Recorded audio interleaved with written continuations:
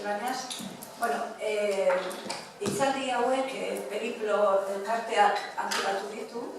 Periplo da kultura grekoa zabatzen dagoen elkarte batek, eta ekintza asko antolatzen ditu. Batzu dira literaturarekin lotuta, edo gastronomia, dantza, grekoa ikasteko aukera hori ematen da. Eta, bueno, gure aktibidade behien artean daukagu suertea, Jose Ramon Aranak, emango dituela hitzaldi batzuk, hilabete honetan eta datorren hilabetean. Bueno, comentado que formamos parte de una asociación, Periplo, que ha organizado estas charlas, y a lo largo del año pues, organizamos otras muchas actividades, desde talleres de baile, de griego clásico, y bueno, otras actividades relacionadas con la gastronomía, la música, la cultura, etc. Bueno, y entre ellas hemos tenido la suerte de que Jose Ramon Arana ofrezca estas charlas, ¿no? Así zen pasadan astean, eta pasadan astean batez ere aurkeztu zuen novela poliziakaren ezaugarriak. Eta ongo honetan egingo du apur bat harremana edo erlazioa Platón eta novela poliziakaren artean. La semana pasada empezó explicándonos un poco las características de la novela policíaca y nos dejó con el suspense de saber cómo va a relacionarlo con Platón, ¿no? Que parece algo tan distinto. Uste dut, igual, ezagutzen duzuen Jose Ramon Arana, da filologia klasikoa lizentziatua, filosofian ere doktorea, eta hainbat liburu idatzi ditu, novelak, novela historikoa, poesia, bueno, kategoria handiko intelektual bat da, eta suerte handia daukagu gure artean izaten. Es licenciado en Filología Clásica, doctor en Filosofía por la Universidad de Madrid y es un escritor fecundo, ha escrito novela histórica, sobre todo, poesía, recientemente, un libro sobre hermenéutica, se me olvidaba decir, su especialidad fueron las doctrinas no escritas de Platón, precisamente, o sea que es un especialista en la materia y, bueno, un gran investigador. Así que suerte al día de Pau. Buenas tardes, muchas gracias otra vez por la asistencia. Y el ciclo, recordad, se titulaba Platón en la novela policíaca actual. Otro día no debí ser demasiado claro y lo que pretendo es no hacer un estudio histórico ni de la novela policíaca ni del influjo de Platón posible en la novela policíaca, sino comparar dos formas de literatura que están ya consagradas, que son los diálogos iniciales de Platón y la novela policíaca actual, por lo menos un tipo de novela policíaca actual, la novela del detective. El otro día entré en lo que me parecía mucho más simple, porque es lo que creo que todo el mundo conocemos muy directamente, que es la novela policíaca o el relato policíaco, esté escrito o sea visual en el cine. Hoy voy a estudiar a Platón desde la perspectiva de la comparación con la novela policíaca. Es decir, no voy a entrar a estudiar la filosofía de Platón, qué mensaje lleva o deja de llevar, sino más bien qué elementos son comparables entre los dos tipos de literatura. Y me voy a centrar solo en los diálogos de juventud. Los diálogos de juventud son los de Platón, son aquellos que tienen como protagonista fundamental a Sócrates, y los historiadores están de acuerdo en que reflejan bastante bien tanto las ideas de Sócrates como la actividad de Sócrates como filósofo en las plazas y en los gimnasios y en los banquetes de Atenas. Son los diálogos literariamente más brillantes, salvo quizás otros diálogos de Madurell como son El banquete y el Fedro, que son obras realmente maestras, pero estos son bastante más accesibles para un público no experto. Luego Platón tiene otros diálogos filosóficamente muy duros, realmente yo creo que hay que ser especialista para leerlos. Hegel decía, un lector de los griegos y de otras muchas cosas, decía: la obra más difícil de filosofía que hay en el mundo antiguo es el Parménides de Platón. Bueno, yo me he atrevido con ella y tengo que comprobar que efectivamente es lo que más me ha costado de todas las diálogos. Pero las obras de juventud son realmente obras entretenidas, son discusiones.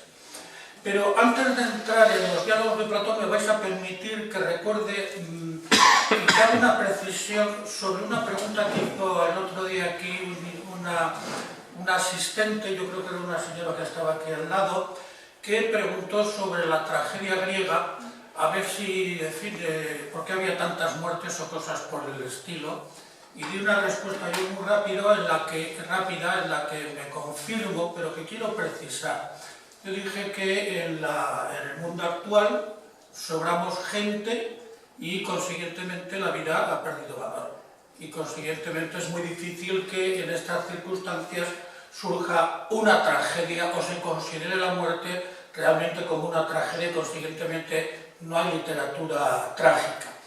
Bien, yo me confirmo en esta hipótesis, pero yo quiero precisarla más. Otra, a mi modo de ver, dificultad para que haya tragedia es la idea que vivimos en el siglo XVIII del optimismo ilustrado. Es decir, la ilustración, y todos somos ilustrados de alguna forma, aunque teóricamente en los últimos 20 años se está criticando esta idea, pero yo creo que al público todavía no ha llegado como experiencia, y es que el ilustrado piensa que en último término siempre hay remedio para todo. Es decir, hoy no curamos estas enfermedades, pero no hay enfermedades incurables por principio. Hay enfermedades incurables de momento, porque todavía no sabemos cuál es la solución, pero mañana la encontraremos. Entonces, el optimismo ilustrado siempre encuentra una solución a los problemas, y la gente que vivimos en ese ambiente pensamos que hay solución a los problemas, mientras que en la tragedia lo que describe son situaciones vitales que no tienen remedio, que son inevitables. El problema del incesto es una estructura básica social sin la cual, es decir, sin la prohibición del incesto no existiría sociedad. Y esto da lo mismo que se piense en términos ilustrados que no ilustrados. Y así sucesivamente. Y un tercer factor que a mi modo de ver anula la posibilidad o reduce la posibilidad de que haya una tragedia hoy día, me refiero a tragedias literarias, obviamente no personales, es el problema de la mercantilización. Todos tenemos un valor.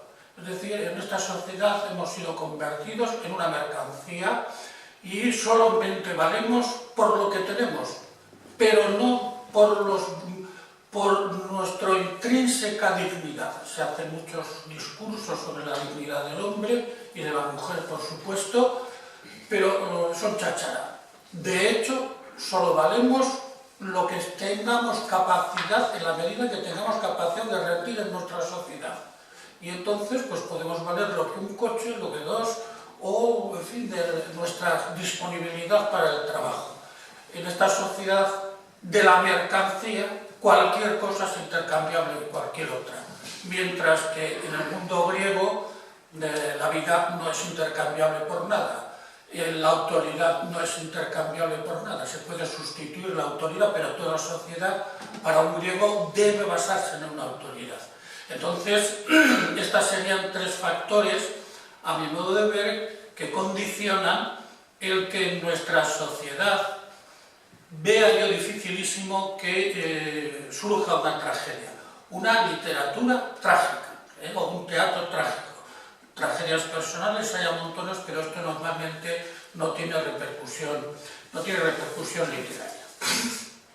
Bueno, eso supuesto, vamos a ver si hablamos hoy un poco de Platón. Platón está todo el mundo convencido que es uno de los grandes filósofos de Occidente, y esto es una cosa indiscutible. No solamente es uno de los grandes filósofos de Occidente, sino yo creo que es el que ha marcado la pauta al pensamiento occidental. En núcleos filosóficos occidentales actuales, pues desde Nietzsche, es decir, de mediados del siglo XIX, se está con la idea de que hay que matar de alguna forma a Platón para implantar otro tipo de conocimiento, otro tipo de reflexión. No voy a entrar a este tema, si queréis luego lo discutimos. y lo que también está la gente convencida es de que es un gran escritor. Pero claro, ante el talento filosófico y las pautas que impuso Platón filosóficas, su valor literario no es que decrezca, pero es comparable a otros escritores. Sófocles es un gran escritor de su tiempo, sin la menor duda. Tucídides es deslumbrante. Estoy hablando de escritores de su tiempo. Tucídides es un escritor deslumbrante, entonces diríamos la valía de Platón como escritor frente a su impacto filosófico disminuye, sin que esto signifique que haya que reducirla. Voy a reducir a unas reflexiones mínimas el papel de Platón por comparación con la novela policíaca y haciendo una comparación somera, recordando un poquito cosas que dijimos el otro día. En primer lugar, los personajes. Estoy hablando de los diálogos iniciales de Platón. Recordad en qué consiste un diálogo inicial de Platón. Sócrates sale a la calle, o va a un gimnasio, o entra a un banquete y está interesado en averiguar cierto tipo de ideas y le dice, Sócrates, por ejemplo, está interesado en saber qué es el valor militar. Y le dicen, ¿sabes quién es el mejor militar de Atenas? Fulanito. Y entonces va donde Fulanito y le empieza a preguntar qué es exactamente el valor militar. Está interesado Platón en saber en qué consiste realmente la moderación de las pasiones. Y entonces le dicen, esto está clarísimo. Hay un chaval ahí que tiene un porvenir inmenso precisamente porque sabe moderar el atractivo que causa. Entonces se va al gimnasio, habla con el muchacho y tiene una conversación con él sobre la moderación de las pasiones. O está interesado en saber qué es la educación. En el tiempo de Platón los sofistas habían sido los grandes educadores de Atenas. En el cambio de sociedad crean un tipo nuevo de ciudadano. Entonces Sócrates pues dice, bueno, pues vamos a ver si estos grandes pedagogos que son los sofistas, me dicen a mí en qué consiste la educación. Se dirige a los grandes sofistas, a Hipias, a Protágoras, etcétera, etcétera. Entonces, los personajes de Platón, de los diálogos, hablaré indistintamente de Sócrates o Platón, a menos que tenga que hacer alguna precisión especial. Los personajes de Platón son personajes siempre prestigiosos, es decir, son gente a los que la ciudad de Atenas, los ciudadanos atenienses, miran como representantes típicos de aquello que está analizando Sócrates en ese momento, o de la educación, o de la valía, etcétera, etcétera. ¿Por qué y qué interés tiene esta idea del prestigio? Porque el prestigio es un factor de cohesión social. El prestigio nosotros normalmente lo atribuimos solo a una dote personal. Fulanito tiene mucho éxito, ha ganado mucho dinero, es una estrella del cine o de la política o de la medicina o de quien fuera. Pero el prestigio, aparte del valor personal, tiene la capacidad de ser una especie de foco en que los ciudadanos se miran y consiguientemente es un factor que orienta a los ciudadanos según sea el comportamiento de ese individuo prestigioso.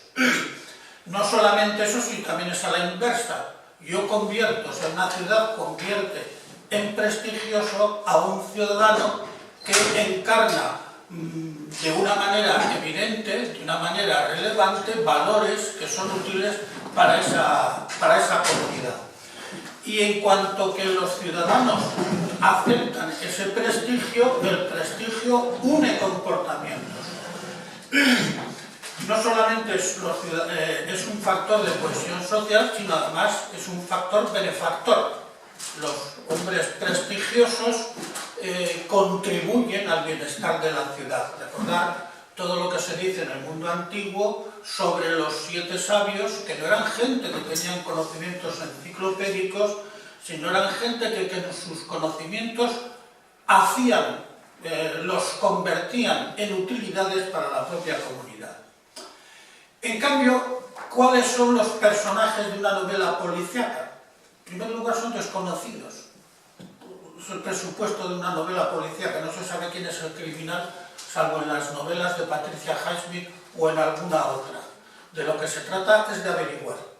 En segundo lugar, la acción de estos personajes desconocidos es disolvente, no atraen al grupo, no crean una piña en el grupo en una misma dirección para que no se disgregue el grupo, sino lo que hacen es exactamente lo contrario. Un crimen lo que hace es convertir un valor en una nada para que la comunidad de alguna forma se separen unos de otros y consiguientemente son malhechores. Un individuo que hace daño a la comunidad es un malhechor. De modo que la distinción entre los tipos de personajes que hay en los diálogos de Platón y en la novela policíaca es absolutamente diversa. Luego sacaremos consecuencias de estas diversidades, que estoy simplemente de momento describiendo. Segundo gran tema es el de los valores. Sócrates analiza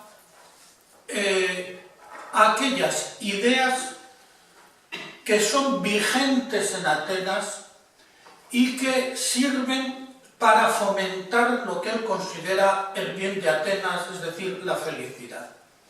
Pregunta por la prudencia, por la educación, por la valía, pregunta por el vigor físico, pregunta por la poesía y la capacidad que tiene de educar, pregunta por la técnica, metiéndose con los alfareros, metiéndose, en fin, estudiando el tipo de conocimiento que tienen los alfareros y así sucesivamente.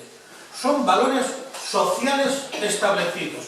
Todo el mundo en la comunidad ateniense sabe que la educación es fundamental para vivir en la democracia, porque si no estás educado en la oratoria, no eres capaz de intervenir en las reuniones de las asambleas. Lo que Platón analiza, hay que distinguir claramente, no son conocimientos enciclopédicos. Sócrates no le interesa y él insiste una y otra vez.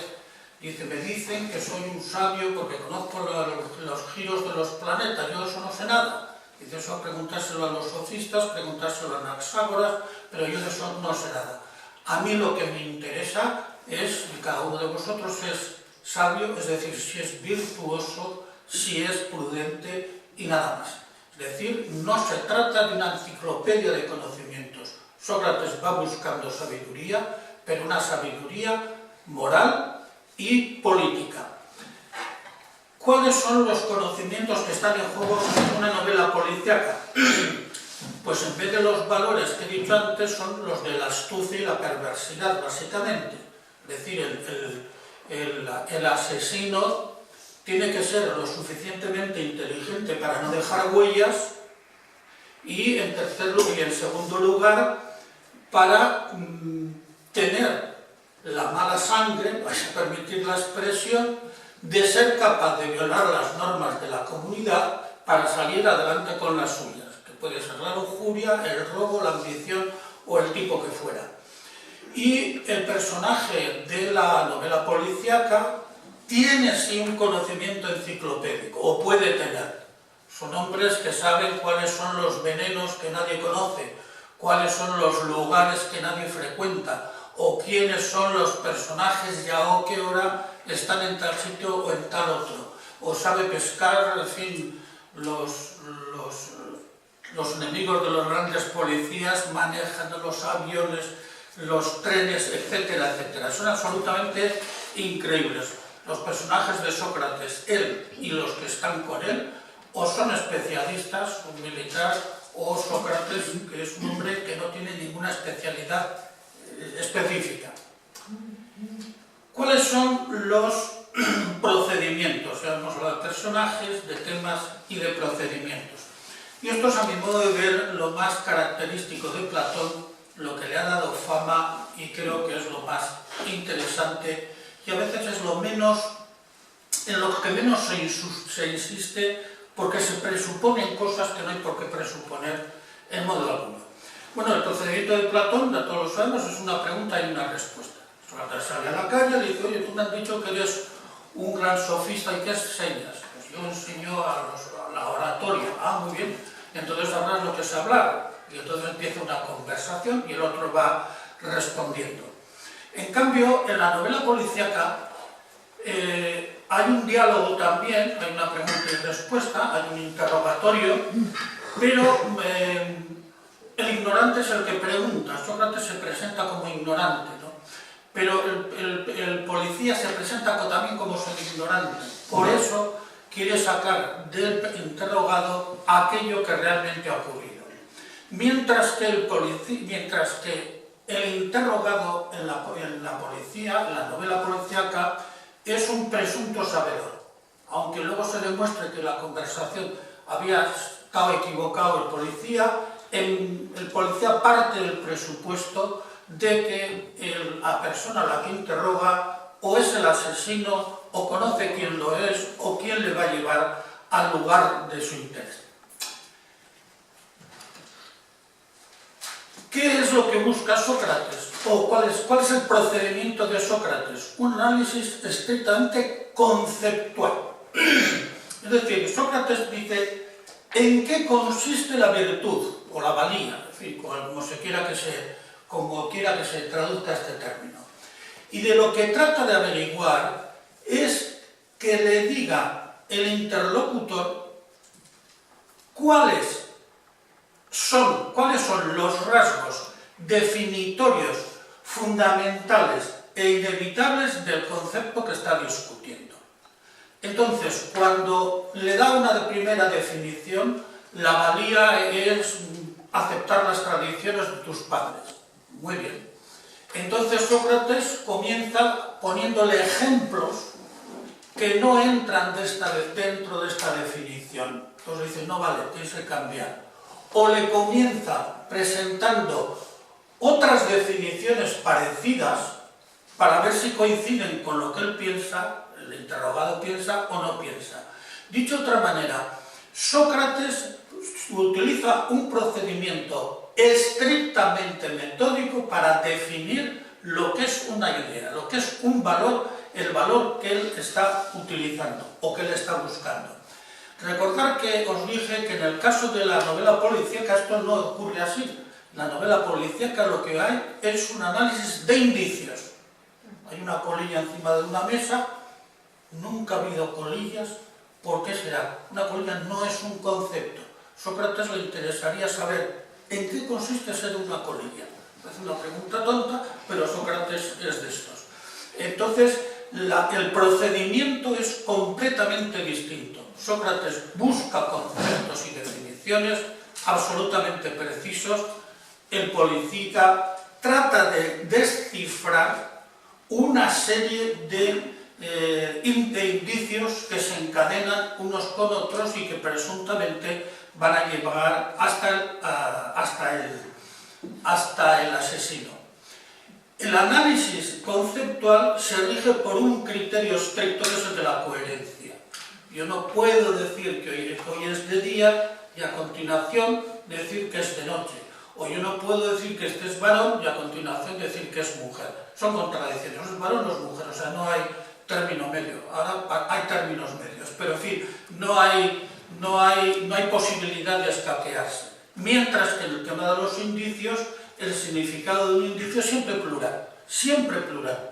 Y la búsqueda del policía consiste en reducir esa pluralidad. En los conceptos hay coherencia. Hecha una afirmación, se siguen otra serie de afirmaciones necesariamente de esa afirmación inicial. Sócrates, por otro lado, no se inventa los conceptos que estudia. Hay filósofos en la historia o escritores en la historia que han inventado conceptos nuevos. No. Sócrates va a la vida diaria. Bueno, ¿aquí de qué se está hablando? ¿Se está hablando de fútbol? ¿En qué consiste el fútbol? ¿Se está hablando de la venta de casas? ¿En qué consiste la compraventa? ¿Se está hablando de la educación? Pues ¿en qué consiste la educación? Sócrates no se inventa ni uno solo de los conceptos que utiliza o que él analiza. lo que hace Sócrates es otra cosa que le define a él como filósofo, es explicita los conocimientos que tiene la gente. Tú dices que eres un experto educado, dime qué es la educación. No basta educar, tienes que ser consciente de qué es lo que la educación implica. Tú dices que eres un guerrero notable, un general notable. Dime en qué consiste el valor. El valor se te presupone como a los toreros, pero dime en qué consiste.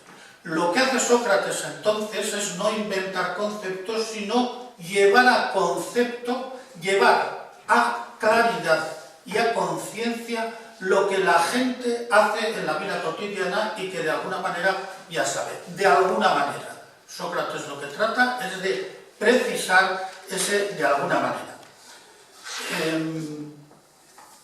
Mientras que el personaje policíaco, me refiero obviamente al criminal, la técnica del criminal es la contraria. No trata de explicitar nada, sino de ocultar. La técnica del asesino es evitar las preguntas y si algo le pregunta, dar respuestas que pueden llevarle totalmente despistado al policía a lugares en donde el asesino quiere llevarle.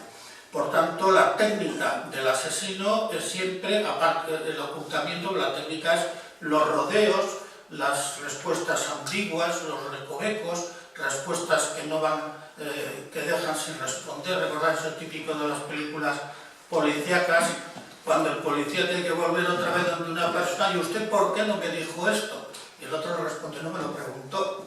En Sócrates es impensable. Es impensable. Es una técnica de ocultamiento en la novela policíaca, obviamente para el lector es un suspense, pero desde el punto de vista del conocimiento es una técnica de ocultación.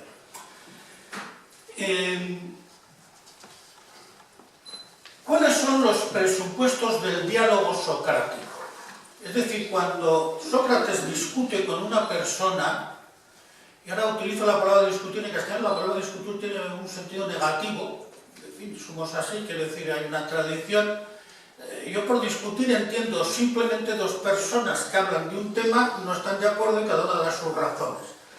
Discutir no significa voy a llevarme yo la razón, acalorarse, no, simplemente confrontar opiniones sobre una idea cualquiera. Lo digo porque en otros idiomas la palabra discutir es muy bonita, la consideran como un elogio en el discurso, y nosotros casi estamos, cuando dice, ha discutido con Pepe, pues hago el juego entre los dos policías, policía que te amenaza y el otro que dice que es muy bueno, ¿no? Pero bueno, en principio, el interrogatorio policial es institucional, y obviamente en el interrogatorio policial se presupone la falsedad. El policía que crea que el otro a quien va a preguntar algo le va a responder la verdad, que se retire del cuerpo. También otra expresión institucional del cuerpo, ¿no? Entonces, son situaciones no solamente de hechos, sino establecidas que ocurren siempre en una novela policial. ¿Cuáles son, en cambio, los presupuestos del interrogatorio socrático? En primer lugar, son cotidianos. Acabo de mencionar, Sócrates sale a la calle, sale a la plaza de Atenas era el lugar donde estaba el mercado, donde estaban los gimnasios, donde estaba la asamblea, etcétera, etcétera, etcétera, y donde estaba también la cárcel. Pero Sócrates no entra a algún lugar específico para interrogar, y cuando está en un banquete es que le han invitado, y es también un banquete privado. Entonces, en primer lugar, el interrogatorio de Sócrates surge de la vida cotidiana, no está institucionalizado. Pero en segundo lugar, en los diálogos socráticos hay una norma básica que especifica Platón varias veces, en que Sócrates le dice a su interlocutor, porque los sofistas habían inventado un tipo de diálogo, Platón nos inventa los diálogos. Los sofistas habían utilizado ya una forma de literaria que no solamente era el discurso, sino también la conversación, pero ellos utilizaban como personajes a gente exterior a los que dialogaban para juzgar quién había ganado o quién había perdido en la discusión. En los diálogos de Sócrates, el primer principio, no hay ni vencedores ni vencidos. Aquí de lo único que se trata, dice Sócrates, es de averiguar cuál es la verdad. ¿Qué es la educación y en qué consiste? Y averiguar qué es el valor y en qué consiste. Pero tú y yo, le dice Sócrates al interlocutor, estamos igualmente implicados en este tema. Segundo lugar, solamente los interlocutores son jueces de la conversación. En algún momento, cuando Sócrates está discutiendo con alguno de ellos, con Calícles, que era un personaje realmente impresionante, una especie de anticipo de Maquiavelo, entonces un sofista que hay alrededor, me parece que es Protágoras o Gorgias o alguno de ellos, no recuerdo bien, dice, bueno, vosotros discutís y luego al final nosotros ya decimos quién agarró la conversación y dices, no. Aquí los únicos jueces que damos son este personaje y yo, Polo y yo, me parece que era Polo, era un chico joven. Es decir, los interlocutores en el caso de Sócrates son jueces y parte. No hay jueces exteriores a los propios interlocutores. Son ellos los que deciden cuál es la verdad y cuál es la falsedad. Desde ese punto de vista hay una igualdad evidente, por lo menos institucionalizada, por así decirlo. No es que Sócrates sea tan inteligente como el interlocutor o viceversa, de hecho Sócrates es 1000 veces más inteligente que la inmensa mayoría de ellos, no que de todos, porque hay algunos que realmente le avisan a Sócrates, Sócrates te estás jugando la vida, estás jugando a dialogar en la calle como un niño y llega un momento que te van a matar, pero que es, Platón escribe estos diálogos después de haber sido ajusticiado Sócrates, ¿no? Entonces hay gente inteligente realmente, Protágoras, Gorgias, en fin, grandes personajes de su tiempo, pero en principio y desde la posición de salida hay una igualdad. Los dos deciden cuál es la verdad, cuándo se han equivocado, cuándo tienen que dar marcha atrás y demás. Otro criterio en la conversación es la sinceridad. Uno tiene que responder siempre lo que piensa sobre el tema que le han preguntado. No vale decir una respuesta, la educación es hacer capaces a los hombres para intervenir en asambleas. Eso puede ser una respuesta, y de hecho era lo que los sofistas pensaban. Pero Sócrates les pregunta, bueno, ¿pero eso es lo que tú crees?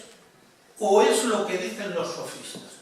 Tú dime lo que tú entiendes realmente por educación. Entonces Sócrates exige una identificación completa del respondente con respecto a lo que se le plantea y a lo que él mismo responde. A veces me hace mucha gracia en conversaciones cotidianas hoy día, cuando das una opinión, la que sea, dice, bueno, eso es lo que tú opinas. ¿Ah? Lo que yo opino, o sea, afortunadamente es lo que yo opino, no lo que opinan otros o lo que opina una tercera persona. Bueno, pues esto para Sócrates no valdría. Ahora tampoco vale, por supuesto, porque es una manera de descalificar. Se puede decir, bueno, esa opinión es discutible. Eso sí. Pero no vale la expresión, eso es lo que tú opinas, porque afortunadamente es lo que yo opino. Ya veremos también qué importancia tiene esto. Entonces, el interlocutor, lo mismo Sócrates que la persona a quien se le pregunta, se identifica con aquello que responde. Y lo que responde, recordar, es siempre un concepto. O sea, de cómo se define la virtud, la valentía, etcétera, etcétera. ¿Cuáles son los resultados de una conversación socrática? En la novela policíaca está claro, si el interrogado comete contradicciones, se sabe que el interrogado está mintiendo y automáticamente se le hacen ver las contradicciones y se le conduce al lugar hacia que el policía pide. Es decir, la contradicción conlleva el ser descubierto el asesino. Si no se descubren contradicciones en la declaración, entonces el acusado queda libre y la sociedad sigue su camino. ¿Cuál es el resultado de la interrogación socrática? La interrogación socrática, como el personaje se identifica con el discurso, se identifica con las definiciones que ha dado, si las definiciones que ha dado son incorrectas, automáticamente él se tiene que corregir también, porque es idéntico a las definiciones. El sujeto de Sócrates es una persona absolutamente racional. Ahí no intervienen sentimientos, no es que esté más triste hoy o más despejada la cabeza o menos despejada la cabeza. El personaje de Sócrates es un individuo que lo único que hace es pensar y descubrir si esto es verdadero o es falso. Al identificarse el personaje con lo que dice, si lo que dice es falso, automáticamente se corrige. De ahí es necesario, de ahí el presupuesto de la sinceridad. La sinceridad no se trata de que tú ocultes o no ocultes nada, sino que te identifiques con la idea que tienes que vamos a juzgar. Pero es que no es solo eso, es que las ideas, os he dicho, que Sócrates analiza, no son cualesquiera, sino que son los valores de la ciudad. Y al criticar una idea de la ciudad, si resulta que en el análisis resulta que es falsa o resulta que es contradictoria con otras ideas de la ciudad, lo que Sócrates está juzgando no es ya si este individuo es coherente o no, sino las ideas de la ciudad si son coherentes o no.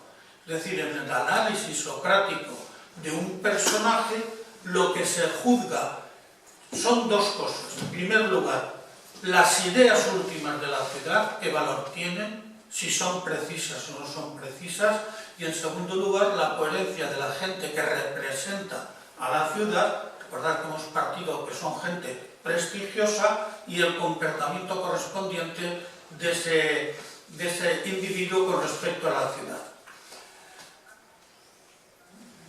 De modo que los presupuestos del diálogo socrático ponen siempre sobre la mesa la ciudad.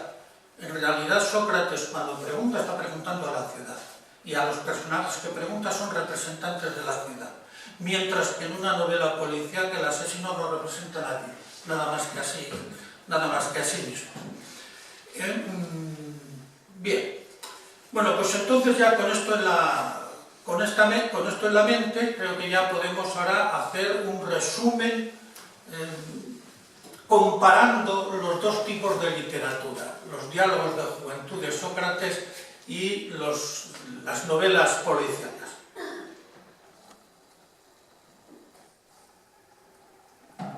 Recordad que os dije que la novela policíaca tradicional, es decir, la del detective, es una novela conservadora.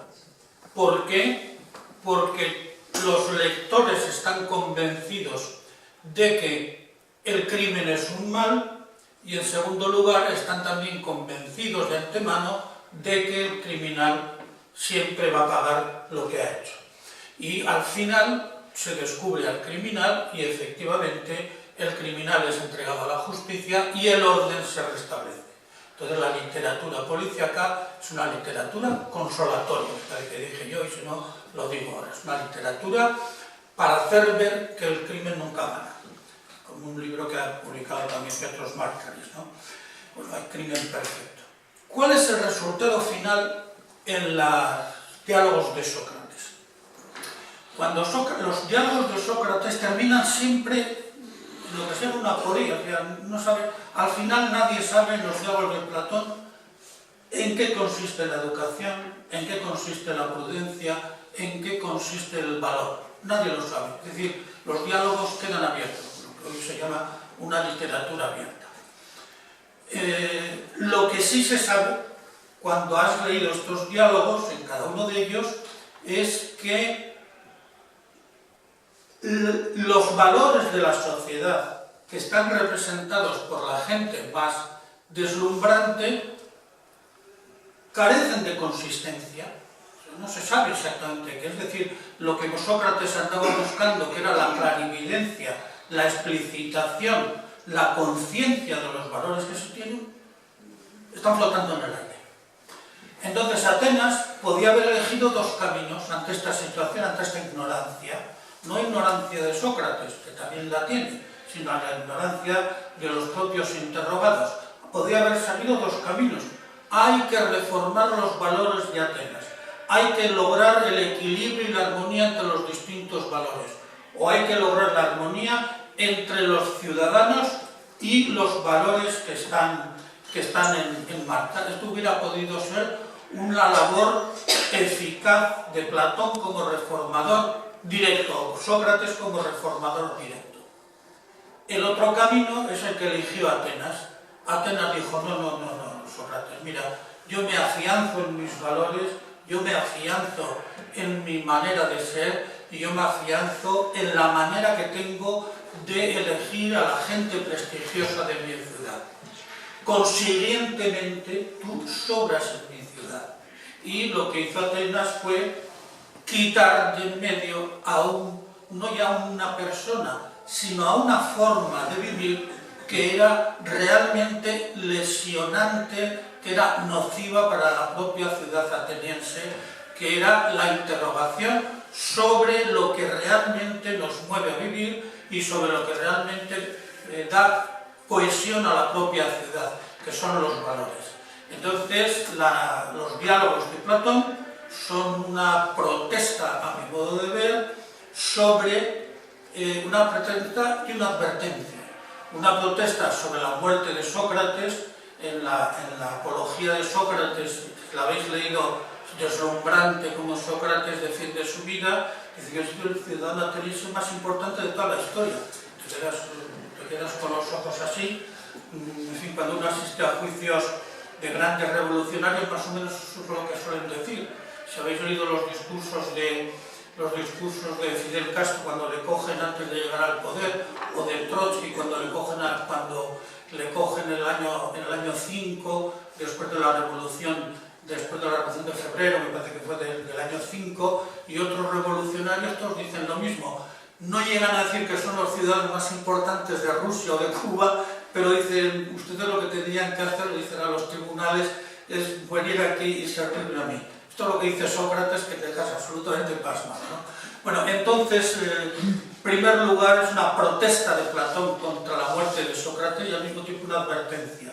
El que analice los valores y que están en la base de la cohesión social de una comunidad se juega la vida. Es decir, la verdad y la vida en Platón van estrechamente unidos.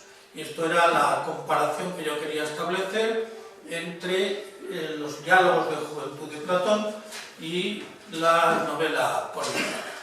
Entonces ahora, si queréis hablar vosotros, que yo he hablado ya bastante, os lo agradecería. Bueno, muy bien, nos está escuchando, muy bonito. Y bueno, pues yo te voy a preguntar una cosa. Hoy en día la figura de Sócrates no sería posible, ¿no? Que saliera a la calle a preguntar y tal. Pero hay varios programas en televisión que podrían asemejarse un poco, ¿no?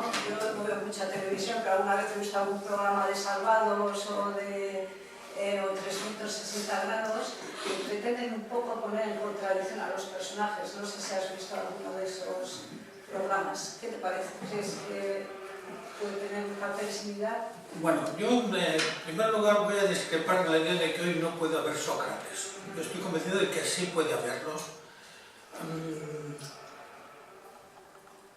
con dos restricciones, o sea, con una conciencia y una restricción. Realmente Sócrates vive en una comunidad muy reducida. Entonces, el papel de Sócrates hubiera sido, o fue muchísimo más eficaz de lo que hubiera podido ser en una sociedad actual en donde a ti te juzgan por lo que sea. Las cosas, una Teresa de Calcuta, por decir que le juzguen, pues yo no sé por qué, ¿no? Porque está vendiendo crucifijos en vez de dar medicinas. No creo que este ha sido el caso de Teresa de Calcuta, pero disculpad, es un puro ejemplo. Pero claro, en una sociedad de 7.600 millones de habitantes, pues el efecto sería mínimo, ¿no? En cambio, si hubiera una Teresa de Calcuta aquí en Bilbao, pues eso sería otra cuestión. Pero entonces, digamos, la capacidad de repercusión sería diferente porque, no solamente porque hay más gente en el mundo, sino porque los valores están más repartidos. Es decir, a la gente a la que Sócrates pregunta, todos comulgan con los mismos valores, absolutamente igual. Que hay que participar en las asambleas, estoy hablando del momento de Sócrates, que es el momento de plenitud de la democracia ateniense, la de Pericles. Todos tienen los mismos valores, claro, en la sociedad actual tu vecino tiene valores muy distintos a ti. Así más, no necesitas ir al barrio de al lado, tu vecino. Entonces, la posibilidad de que un valor cohesione es muy diferente. Sí hay valores en nuestra comunidad que cohesionan, por ejemplo el dinero. Estoy convencido que cuando uno de nosotros nos dan 100 euros gratis, a cambio de nada y todos lo aceptamos. Yo estoy absolutamente convencido, o el 90%. La salud, todo el mundo probablemente estaría de acuerdo en que la salud es un bien, pero más allá de ello, pues ya es un poco complicado encontrar valores que unan a nuestra comunidad. Pero la advertencia es la siguiente. Yo creo que sí hay incluso Sócrates en nuestra sociedad. Hay gente que hace huelgas de hambre por valores que él tiene asumidos, perfectamente respetables y perfectamente discutibles, pero respetables, y hace huelga de hambre. Huelga de hambre de 30 y tantos días. Ahora no se ven. Yo me acuerdo de la transición, hubo gente que se hizo famosa, por ejemplo, por estas huelgas de hambre. O sea, esos son Sócrates, de alguna manera. No se puede ir por las calles preguntando porque, en fin, la gente no te escucha, ¿no? Pero y lo que sí tienes que ser es absolutamente consciente de a qué te expones. Max Weber, el sociólogo, distinguió dos tipos de moral que es muy relevante para todo el individuo que quiera comprometerse, una palabra que ya no se utiliza, pero que en otro momento también se utilizó mucho. Él decía la moral del compromiso y la moral, ya no recuerdo cómo lo llamaban. La moral del compromiso es el individuo que tiene unos valores fijos y pase lo que pase, él los mantiene. Ponía el caso de un sindicalista, se inventa el caso, pero probablemente hubo en su momento, Max Weber murió en 1920 y, en fin, cuando su época de apogeo sería 1900, por decirlo de alguna manera, ¿no?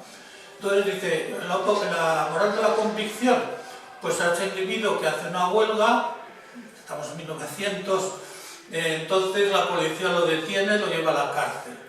Hombre, si usted renuncia a la huelga, pues le sacamos. Pues no. Pues entonces de repente su familia, que está casado con 3 hijos, claro, no tiene con qué alimentar, porque es una persona pobre. El hijo se le muere, el otro también, la mujer lo deja. Eso es la moral de la convicción, bueno, respetable. Y el otro es la otra moral, ya no recuerdo cómo la llama, dice, es la moral en virtud de la cual tú te comprometes siempre que hagas un cierto efecto y hasta el momento que haces ese efecto. Figúrate que ese sindicalista convoca una huelga. Bueno, sale a la calle la huelga. No ha conseguido las 5 cosas que pedía, pero ha conseguido una, incluso el 20% de una, porque ha conseguido algo. Entonces, cuando le meten a la cárcel, renuncia y va a casa, se repone durante un año y al año siguiente otra huelga, y así sucesivamente. Bueno, entonces cada cual tiene que decidir cuál de las dos morales, hay muchas más. Pero tiene que ser consciente de qué es lo que uno tiene que hacer, y eso la responsabilidad de cada cual y la conciencia de cada cual. En la vida cotidiana, claro que estamos poniendo ejemplos históricos, pero en la vida cotidiana se da este tipo de circunstancias. ¿Cuántas veces comentamos entre nosotros y decimos, pues ¿cómo le voy a decir yo a Pepe que ha engordado mucho si se pone como una fiera? Es una tontería, pero es la moral de cuidarte tú las espaldas, ¿no? Y otras veces, en cambio, dices, no, es que le tengo que decir que está como una cuba. Le tengo que decir aunque se enfada y se lo dices, o no se lo dices, ¿no? Entonces, estos son ejemplos triviales, cotidianos, de los que Sócrates es un ejemplo absolutamente histórico y que ha trascendido, ¿no? Entonces yo creo que sí hay personajes, o sea, Sócrates actuales. Yo creo que sí los hay. Gandhi fue otro. Gandhi yo creo que fue un personaje en fin, tenía muchas miserias Gandhi, pero digamos, lo que ha trascendido de Gandhi no son miserias, sino realmente la capacidad que tuvo de enfrentarse a problemas de su tiempo, ¿no? Bueno, Gandhi y otros, ¿no? En fin, no, Mandela otro, bueno, en fin, hay muchos, ¿no? Y luego, hablando sobre la contradicción, obviamente, una técnica de toda entrevista es la contradicción. Esto se lo debemos, yo creo que sí, a Sócrates, no me había dado cuenta, pero es verdad. Es decir, cualquier buen entrevistador, cualquier buen periodista entreviste a quien entreviste, le intenta plantear problemas que no se esperan, y esto es normalmente muy difícil, porque la gente que va a una entrevista ya los han entrevistado 20 veces antes, los teloneros, pero pegan de sorpresa. Y luego, en segundo lugar, o sea, que usted piensa esto y te saca una cosa que ha declarado hace año y medio o 3 meses en un periódico que decía exactamente lo contrario. Esto en entrevistas políticas es muy típico. En otro tipo de entrevistas no tanto, porque normalmente la gente piensa más a medio plazo. También en política estás pensando de aquí a mañana. Entonces, bueno, eso es lo que se me ocurre. Un poco podría ser un precursor del psicoanálisis, porque el psicoanálisis también lo que se trata es de buscar la última respuesta, ¿no?, a esa pregunta. Es decir, la última respuesta, que tú tomes conciencia de lo que estás haciendo. Entonces, de alguna forma, pues, un psiquiatra o un psicoanalista te puede abrir el camino para buscarte tu propia duda que no sabías que la tenías. Entonces yo por ahí también veo un poco que la técnica socrática, bueno, pues es muy precursora de lo que luego hará Freud, ¿no? Sí, sí, totalmente de acuerdo. Sócrates, recordar, se le atribuye la mayéutica. La mayéutica, traducido literalmente, significa la técnica de ayudar a dar a la luz, de la comadrona, no del comadre, de la comadrona. De Sócrates lo dice una y otra vez, dice: yo no enseño nada a nadie, nada. Dice: yo lo único que hago es, cuando me viene gente que quiere colaborar conmigo y hablar conmigo, lo único que miro es si estos tienen algo dentro de sí.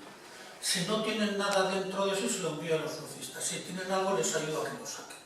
Eso es la madre. Sócrates lo especifica, vamos, con todo lujo de detalles. Pero es que es más, es que Freud, bueno, luego la mayéutica le dio Sócrates actúa como pedagogo, pero Platón dio un fundamento teórico a la mayéutica, que es la teoría de la anamnesis, es decir, a través de la teoría de la reencarnación. Cuando nosotros venimos a este mundo, dice Platón, hemos visto ya todas las cosas en otro mundo de allá, y al venir aquí se nos han olvidado. Y la vida y el conocimiento consiste en recordar.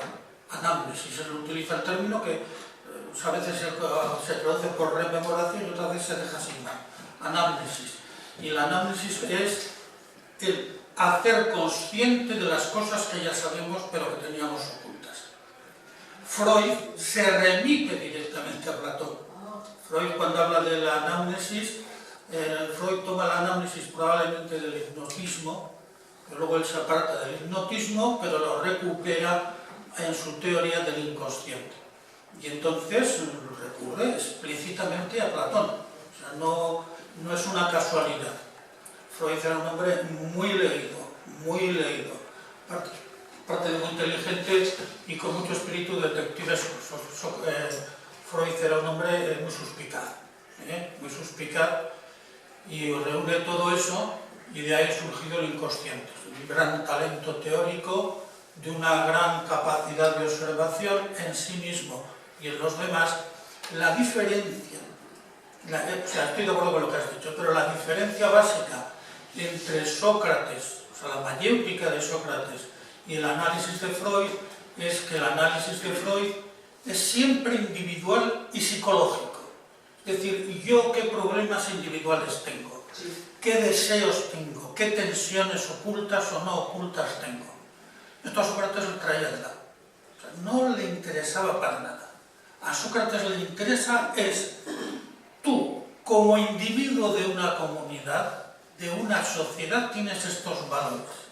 Y los valores son los de la comunidad. Si tú te sientes a gusto, a disgusto con ellos, a mí no me interesa.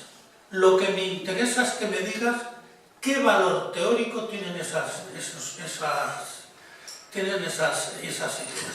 O sea, Sócrates no está pensando la autoconciencia de Sócrates, o cuando se dice el lema famoso de Delfos, ¿no? Conócete a ti mismo. No se trata de que analices si ayer tuve me irrité o no me irrité, si ayer estuve muy enfadado con mi amiga o con mi amigo. No, Sócrates, el oráculo de Delfos dice, conócete a ti mismo, es decir, conoce cuál es tu posición en el universo. Aplicado al mundo de la ciudad, conoce cuál es tu posición dentro de la ciudad, tus límites y tu identificación con los valores. Esta es la diferencia notable. Es decir, que toma la mayor importancia del individuo es que es un individuo social. Sócrates sí. ¿Cómo se debe a la sociedad en la que vive? Claro. Al contrario, pero sin embargo, Freud diría primero, para ser útil y aceptar los valores de la sociedad, tienes que ser, primero, conocerte o por lo menos ser contigo coherente. Sí. Este es un problema histórico de envergadura, porque tiene que ver cómo están organizadas las sociedades, la sociedad antigua y la sociedad actual. En la sociedad actual hay una diferencia notable entre la vida pública y la vida privada. Quiero decir que si a ti te gusta ir al cine, te gusta vestir con jersey, con ropa, con pantalón largo, pantalón corto, a nadie le interesa. Absolutamente no le interesa a nadie. Le interesa a ti, a las personas que están al lado tuyo, a quienes quieres agradar o desagradar. A nadie más. En cambio, tienes que dar cuenta cuando compras una casa de dónde sacas el dinero, o cómo lo pagas o cómo no lo pagas. O si vas a una tienda a comprar un jersey, cómo lo pagas o cómo no lo pagas. Es decir, la vida privada y la vida pública están totalmente separadas. Por eso, en nuestra sociedad la justicia es una cosa y la felicidad es otra. A veces la gente lo confunde. Puede ser una sociedad extraordinariamente justa y extraordinariamente infeliz. O a la inversa, puede ser una sociedad extraordinariamente feliz, en donde los individuos vivan como Dios, vivan contentísimos y no haya nada más que un desastre público. Las sociedades antiguas, no solamente la griega, no hay una división entre la vida pública y la vida privada. Entonces, son los que tenemos como gustos individuales. En cambio, en Atenas no hay esta división. No conocemos la vida privada de Sócrates. Sabemos que estaba casado, las anécdotas típicas de Jantipa que no lo deja discutir, tonterías. O sea, no ni de Sócrates, ni de Platón, ni casi de Aristóteles. Es decir, el individuo en Atenas es individuo y ciudadano al mismo tiempo. Nosotros son dos aspectos separados. Por eso Platón en la República sostiene una tesis que es tremenda. Dice, ¿en qué consiste la felicidad? Dice, en cumplir la justicia. ¿Y en qué consiste cumplir la justicia? En hacer lo que la ciudad te ordena. Esta es la felicidad. Claro, esto es terrorífico. ¿Qué sería si nosotros tuviéramos nuestra felicidad en cumplir, únicamente en cumplir las leyes de la ciudad, que no las hemos hecho nosotros, sino que son heredadas y luego comunitariamente hechas? Las leyes son siempre normas que hace la comunidad, supongamos que es una ciudad democrática, válidas para todos. La felicidad, en cambio, son los gustos que tú te das y que valen para ti. Esta distinción es absolutamente crucial. Claro, en cambio, entonces Freud lo que hace es estudiar tu vida privada. Puede separar perfectamente. A Freud no le interesa si tú eres un ciudadano ejemplar o no. Lo que le interesa es si tú vives feliz o no. Y entonces, figúrate que Freud descubre que eres feliz y que eres un malhechor. Freud no te dice nada. Un psicoanalista no te dirá nunca tú eres un asesino, o perdón, no, quiero decir, no te dirá deja de robar. Si eres feliz, allá tú. Lo que te dirá es que probablemente por robar te van a crear problemas de conciencia. Y la conciencia no tiene nada que ver con el público, tiene que ver contigo, con tensiones privadas, de consciente, de inconsciente, de representaciones, de yo, de superior, etcétera, etcétera, ¿no? Eso para Sócrates es impensable. Digo para Sócrates y para todo el mundo antiguo, absolutamente impensable. Es decir, la indistinción entre vida privada y pública separa no ya las concepciones filosóficas, sino los presupuestos sociales de esas concepciones filosóficas. En fin, has tocado un tema que me has tocado, un complejo de Edipo de Freud. Todo el mundo sabe que el Edipo lo describió Sófocles de una manera magistral, ¿no? Bueno, pero no tiene nada que ver el Edipo de Sófocles con el de Freud, no tiene nada que ver. Pero, en fin, no voy a entrar en ese tema, no tiene nada que ver, porque Freud centra el problema de Edipo en la familia y para Sófocles es un problema político de envergadura. Para Sófocles el problema de Edipo, ¿cuál es? Que no puede existir una sociedad sin orden, y el orden es que el padre no es la madre, que la madre no es el hijo no es el marido no es el hermano. Es decir, los roles sociales están perfectamente establecidos.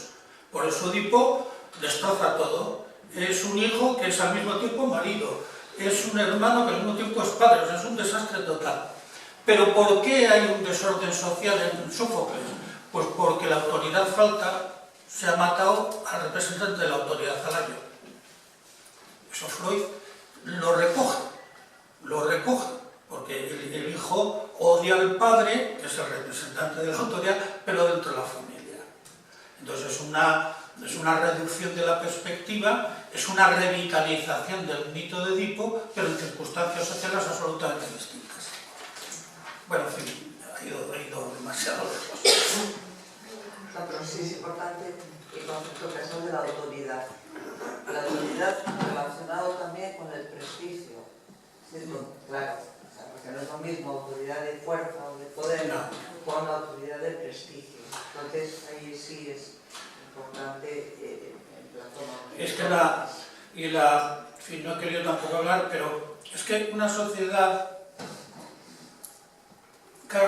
nosotros vivimos una sociedad disgregada, vamos a ver, disgregada, una sociedad que presuntamente predica los valores individuales. Aquí todo el mundo te dice, desde Estados Unidos, es la idea de que el individuo es lo que vale y el Estado está al servicio del individuo, ¿no? Luego tú cuando analizas la vida social te das cuenta que eso es una absoluta mentira, o sea, es una absoluta falsedad. Pero bueno, vamos a suponer que eso sea cierto. Lo que ocurre es en esta sociedad, y aquí hay gente experta, Agustín publicará un libro sobre el tema, en donde la soledad es un hecho lamentable. Estamos solos, muy acompañados con mucha gente, pero solos. Entonces, en la sociedad actual se crea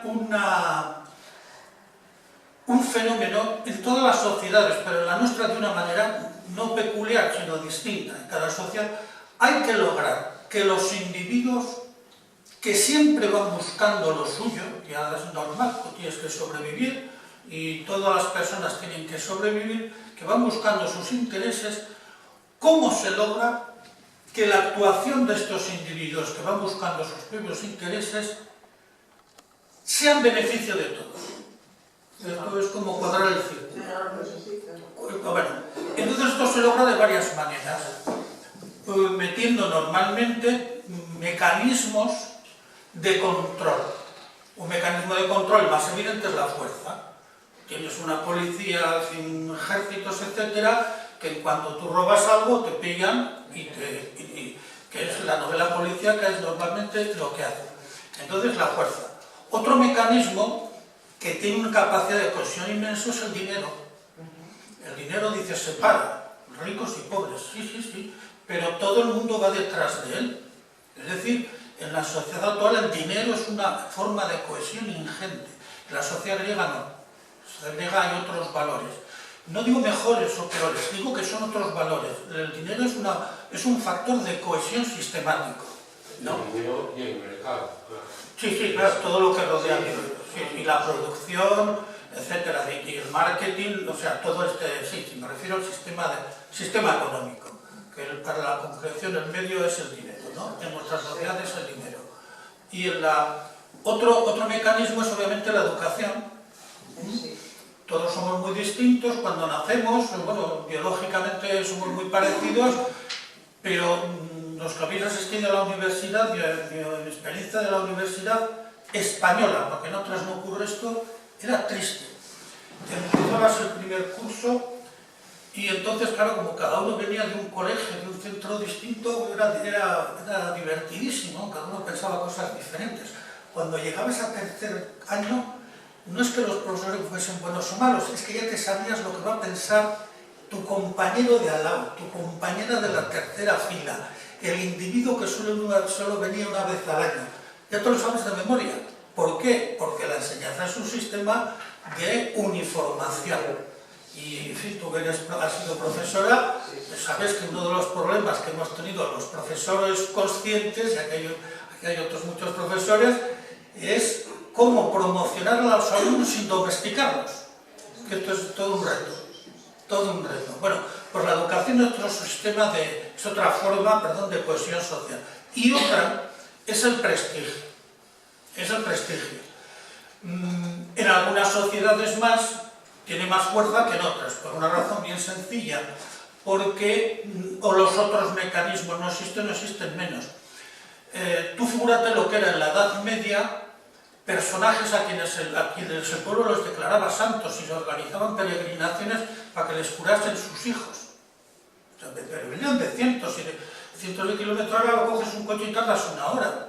Pero andando tardaban días y días a ir a ver a fulanito de tal, un monje de no sé dónde, porque tenía fama de santo. O sea, un hombre de prestigio y que lograba que ciertos valores de la comunidad, en este caso valores cristianos, se impusieran y cohesionaran al grupo. Entonces, en una sociedad antigua el prestigio es algo determinante. Y en una sociedad de pocos habitantes como era Atenas, todavía más, porque estás viendo todos los días a los personajes en la calle. Porque claro, yo digo, Mandela, un gran personaje, pero esto en televisión. O, en fin, no voy a decir otros personajes, pensar a quienes vosotros queráis. En cambio, por ejemplo, los científicos, que probablemente nos hacen mucho bien, no les conocemos, ¿no? Pero futbolistas, pues a montones, ¿no? Entonces, el prestigio es un factor de cohesión social fundamental. Y por eso Platón coge porque además se quiere representantes sociales, no quiere asesinos, o sea, no quiere violadores, quiere decir violadores de la norma. Yo quería preguntarte, ya pasando a la otra parte, al tema de la novela policíaca, para mí algo que has dicho no lo veo así, y es que el protagonista de la novela policíaca solo se representa a sí mismo. Para mí representa la exclusión, representa esa parte, y sobre todo en la novela actual de novela policíaca está clarísimo, y además, lo poco que he leído de novela sueca o noruega y demás, son personajes que a través de sus fechorías están representando un mundo caduco como el nazismo o como... Bueno, quiero decir que no se representan a sí mismos. Y en la novela negra americana tampoco. O sea, están representando una sociedad corrupta, una sociedad... Bueno, quiero decir que son los antihéroes, evidentemente no tienen prestigio social, pero sí tienen una representación clarísima. Sí, bueno, estoy de acuerdo contigo. Ha sido una expresión la mía quizás excesiva en el sentido de que si comparas un asesino, no se representa a sí mismo. En la novela actual lo que está representado socialmente es el crimen. Y se repiten los robos, las mafias, los asesinatos por ambición, es decir, hay 4 o 5 motivos que se repiten y eso es realmente lo representativo de la sociedad, porque luego cada novela hay un asesino distinto, es un Pepe, Juan, no tiene nada que ver uno con otro, pero sí lo que representan es que son malhechores. En cambio, en las obras de Platón aparecen personajes históricos, es decir, Protágoras es el sofista Protágoras con el que está discutiendo Sócrates. Y a ese sentido me refería, pero ha sido una formulación exagerada la mía, tiene razón.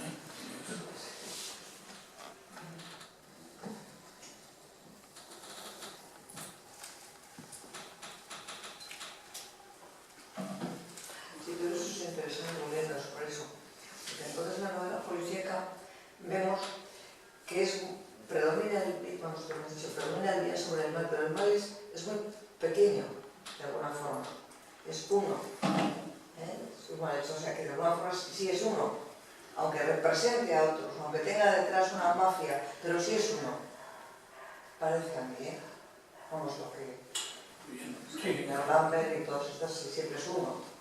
Es el optimismo de la novela. O una corporación, porque muchas veces el asesino, hay un asesino directo, pero luego tiene detrás. Probablemente eso tiene detrás, o sea, sí representa un poco la maldad, pero a veces institucionalizada, como tú dices tú, pero siempre es uno. El autor directo. Sí, eso es lo que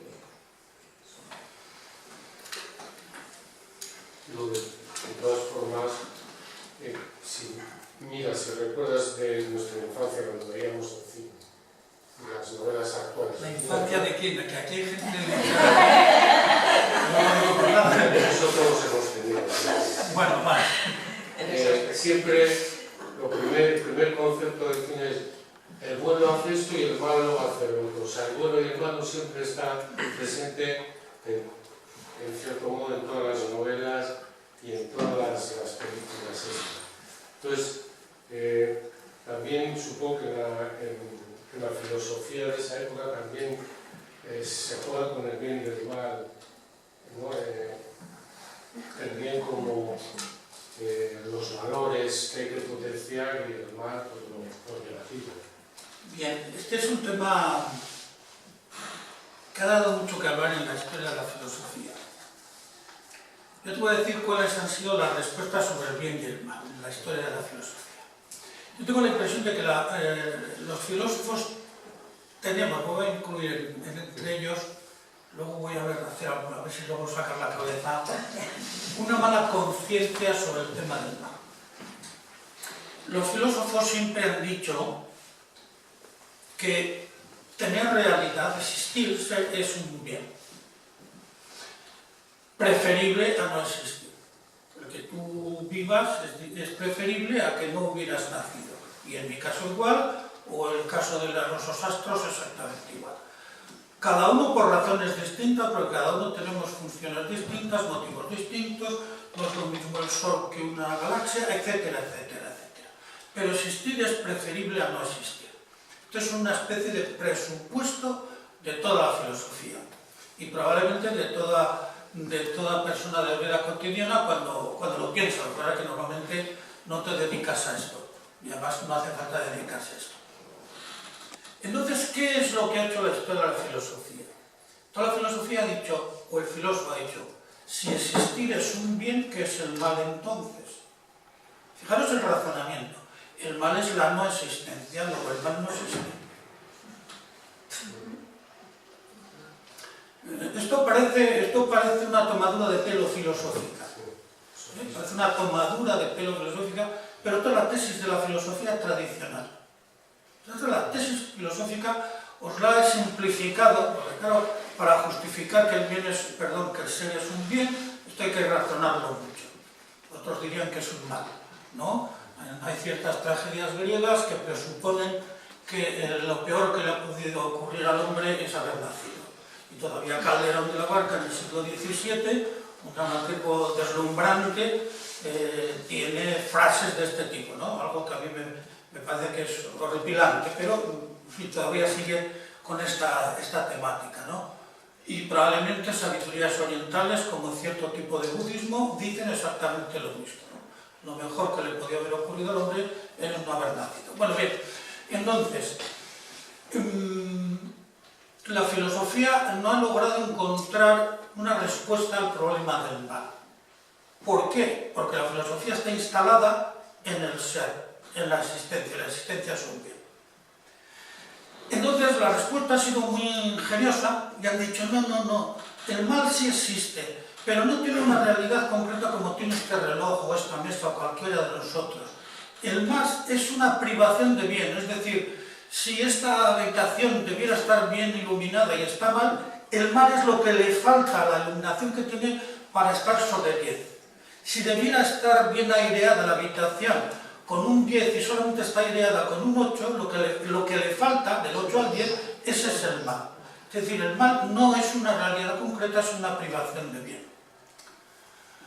Bueno, esto se ha sostenido así. Agustín de Hipona le dio muchas vueltas al tema. Esto es una tesis de Plotino y luego, en fin, Agustín de Hipona le dio muchas vueltas.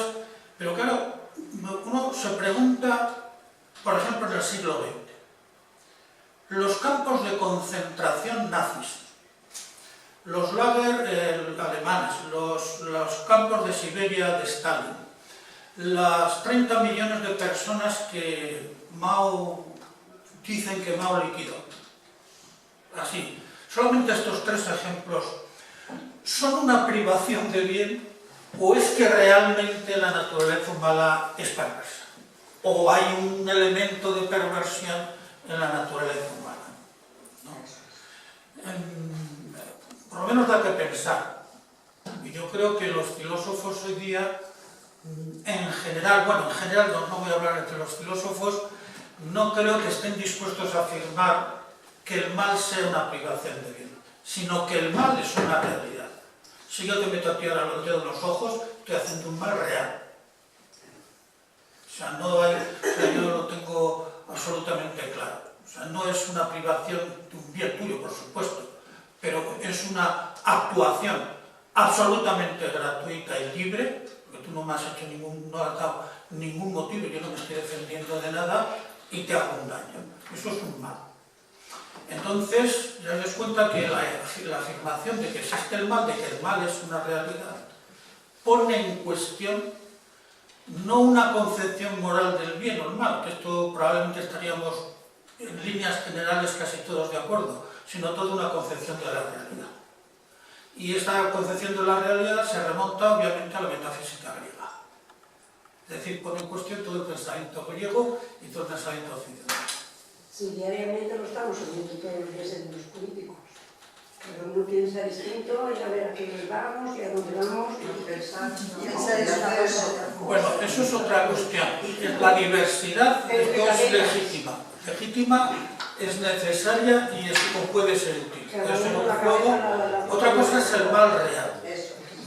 El mal real es que en el tiempo que hemos estado aquí hablando nosotros, se han muerto de hambre en el mundo una pila de críos y eso está controlado de hambre. Y en otros países, probablemente también en España, se está tirando comida porque no se quiere rebajar los precios o porque en casa estamos hartos de comida. Ese es un mal real, los críos están muriendo de hambre. Esto no tiene nada que ver con debates, bueno, tiene también que ver con debates políticos, ¿no? Pero eso es un mal real. Eso es un mal real. Cada uno tenemos una cabeza, pensamos distintamente y... Quizá una de las filósofas que ha incidido más en el mal es Hannah Arendt. Pero en Hannah Arendt yo creo que es una nueva percepción del mal como parte de... Bueno, Hannah Arendt lo que ha hecho ha sido otra cosa. La banalidad. Ella ha estudiado cómo en la sociedad actual, en los grupos sociales totalitarios actuales, al mezclar las decisiones políticas con la organización burocrática del Estado y con la capacidad tecnológica de realizar esas decisiones, los individuos que toman las decisiones, los individuos que organizan las decisiones, prácticamente pierden responsabilidad y es difícil hacerlos responsables. Es lo que ella llama la banalidad del mal. una obra que es deslumbrante realmente, Eichmann en Jerusalén, que en realidad es un trabajo periodístico. Y estudiar el juicio que se le hizo a Eichmann cuando lo apresaron y lo llevaron de Buenos Aires, de que estaba a Jerusalén, lo juzgaron. Eichmann fue el que se había encargado no de tomar las decisiones, el que se había encargado de movilizar todos los movimientos de los judíos, básicamente de los judíos, llevarlos a los campos de concentración y exterminios, ¿no? Y claro, él decía que él obedecía órdenes. Él obedecía órdenes, y además es verdad. Y claro, en un régimen absolutamente disciplinado, como era el régimen nazi, burocratizado, él tenía un puesto, a él le mandan esto y lo hace. Esto es lo que ella llama la banalidad del mal. Entonces, no es que haya estudiado especialmente el mal, lo que sí ha estudiado a mi modo de ver ha sido la teoría del mal, me refiero.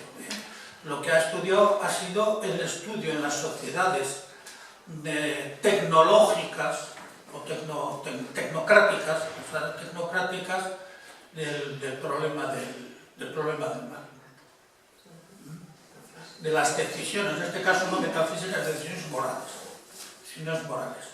Una cosa, al margen de todo esto, si Hannah Arendt ha tocado el mal, no en cierta profundidad, pero lo ha tocado con lucidez, ¿qué problema de coherencia tuvo en su vida al permanecer, según historiadores y filósofos, al menos 2 y 2, que declare que estuvo enamorada de Martin Heidegger hasta el final, siendo ella judía y él nazi? O sea, estuvo enamorada del mal hasta el final. ¿No hay un problema de coherencia?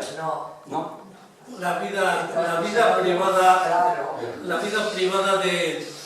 privada de estos personajes no me interesa mucho, pero sí, Heidegger fue un nazi convencido, él lo negó toda su vida, pero vamos, las cartas están ahí, en fin, eso yo creo que está demostrado. Yo he leído parte de las cartas de ella a Heidegger y por lo menos las iniciales de Heidegger son de un tono subido erótico, filosófico, las de ellas son mucho más escuetas y bueno, es una relación sumamente llamativa. Ella era judía, fue uno de los muchos alumnos destacados de Heidegger, porque Heidegger ha tenido muchísimos alumnos, pero yo no lo llamaría a Heidegger el mal. Yo sí le llamaría por una razón. Yo creo que las decisiones políticas de Heidegger estuvieron absolutamente equivocadas.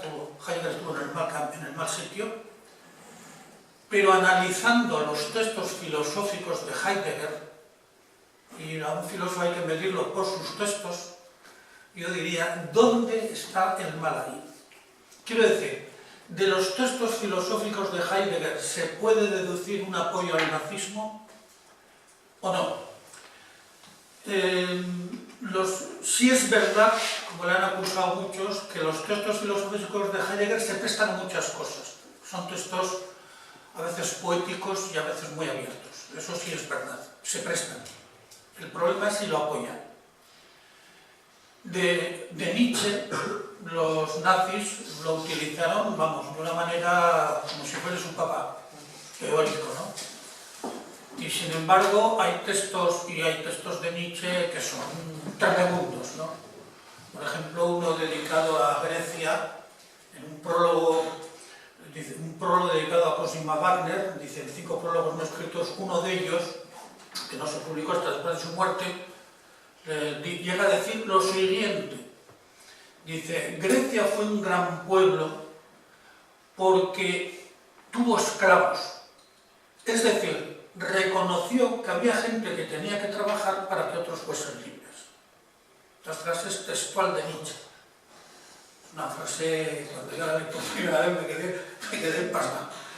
Bueno, pero claro, Nietzsche es un pensador que habla del superhombre. Y el superhombre, los nazis lo tomaron, pues eso, un Hitler, o sea, una persona que destroza enemigos, etcétera, etcétera. Pero ¿cómo describe Nietzsche al superhombre? Dice, pues el superhombre es el niño que está en la playa, él jugando, hace castillos con la arena y cuando quiere los rompe. Ese es el superhombre de Nietzsche, ¿no? Es decir, es el artista. ¿Qué tiene que ver eso con el nazismo? Igual alguno lo sabe. Pero te quiero decir que a mí siempre me ha gustado distinguir en los textos de las personas, la gente que escribe, obviamente, la gente que escribe, ¿no? Entonces, los textos de Heidegger son nazis. Ha habido gente que lo ha afirmado, ¿no? Yo me acuerdo de haber leído cuando salió el libro de Farías, que fue el primero que sacó a la palestra el tema del nazismo de Hitler. Una de las grandes acusaciones que le hacía Heidegger era que Ser y Tiempo, la gran obra de Heidegger, el gran libro de Heidegger, era una obra nazi. ¿Por qué? Decía, porque pone el riesgo, la austeridad, la valentía y el arrojo como base fundamental de la vida humana. Bueno, entonces dije yo, pues toda la estética occidental de Platón, ¿qué es lo que está predicando sino el ascetismo y eso?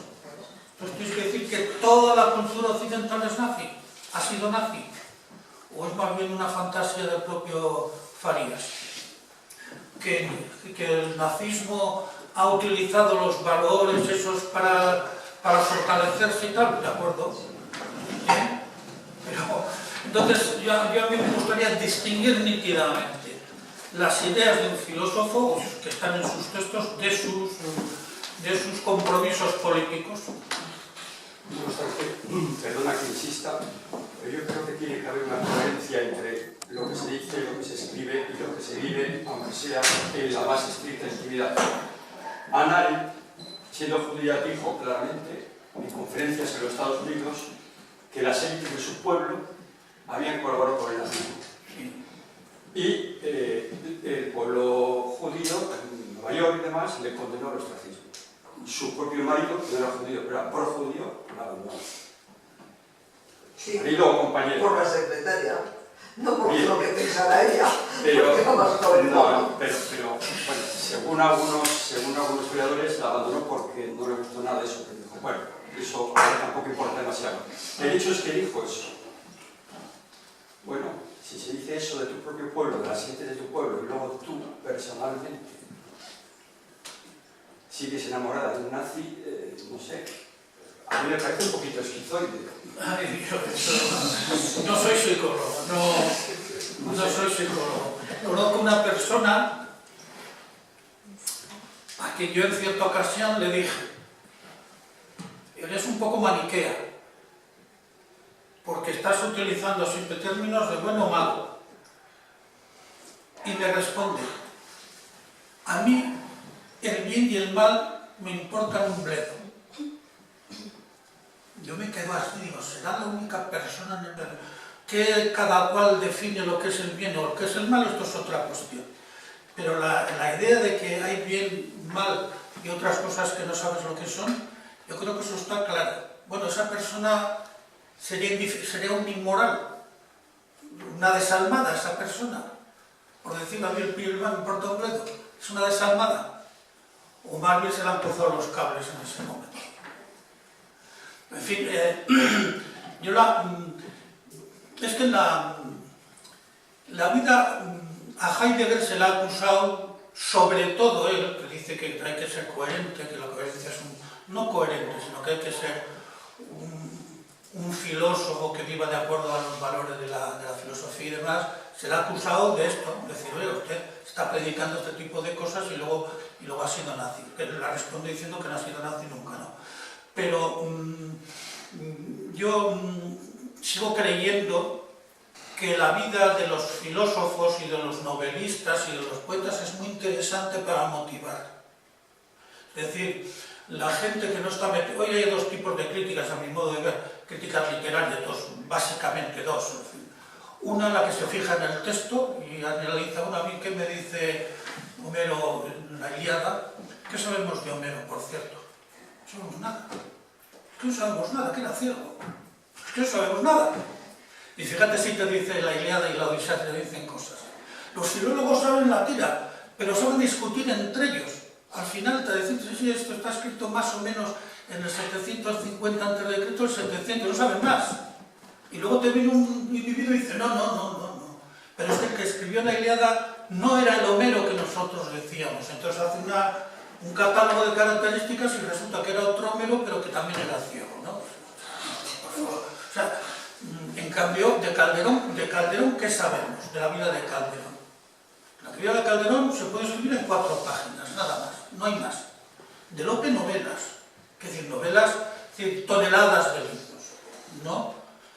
Entonces, ¿qué es interesante? Conocer la vida de Calderón o leer sus obras. Entonces, ya aplicado a la filosofía, yo creo que es la misma. Bueno, dentro del movimiento feminista en este momento se está poniendo el acento precisamente que lo privado es político. O sea, te quiero decir que y existe toda una teoría de la colonización del cuerpo de las mujeres como el instrumento del mal, ¿no? Sí. Ese es el desarrollo de que antes del capitalismo, cualquier instrumentalización del ser humano. Pandora.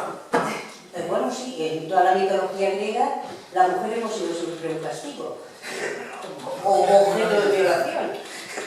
Pero te quiero decir que no me parece que sea un debate. A mí, por ejemplo, Borges como escritor me encanta, como persona tengo mis dudas, sin más.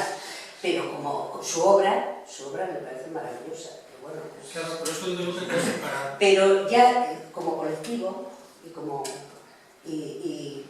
personas que intervenimos en la construcción social, ahí sí que pienso que lo privado también es importante. Sin más, Yo no he negado eso, ¿eh? Yo estoy hablando de ideas. Ya. Por supuesto que la construcción social el cuerpo es un factor decisivo, el cuerpo y el género y pues, vamos para ello.